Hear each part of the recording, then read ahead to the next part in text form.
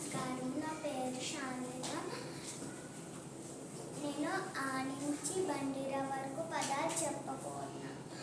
ఆ అమ్మ, ఆ ఆవు, ఈ ఇల్లు, ఈ ఈక, ఊ ఉడత, ఊ ఊయల, అరు ఋషి, అరు, ఏ ఎలుక, ఏ ఏనుగు, ఐ ఐదు, ఓ ఉంటే, ఓ ఓడ, ఔ ఔషధము, అంకెలు, అంతఃపురము, కాకలము, ఖడ్గము, గడియారము, ఘటము,